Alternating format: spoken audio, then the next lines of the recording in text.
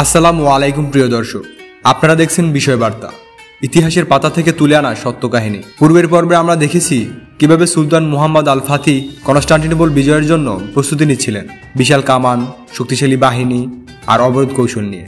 কিন্তু এবার সামনে এলো এক অদ্ভুত বাধা, গোল্ডেন হর্ন, অর্থাৎ শহরের উত্তর দিকের সেই সমুদ্রপথ যেখানে বিশাল লোহার শৃঙ্খল টেনে বন্ধ করে রেখেছিল বাইজেন্টাইনরা, কোনো জাহাজেই সেখানে প্রবেশ করতে না পারে।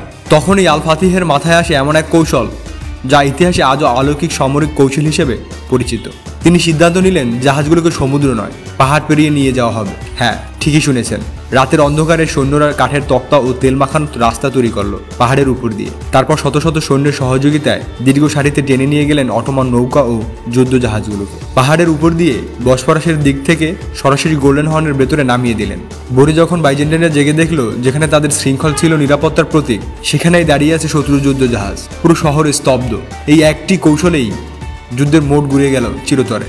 মুহাম্মদ আল ফাতি প্রমাণ করলেন, যেখানে ঈমান ও বুদ্ধি একসাথে কাজ করে সেখানে অসম্ভবও সম্ভব হয়ে যায়। তো ভিউয়ার্স, আজ এ পর্যন্তই।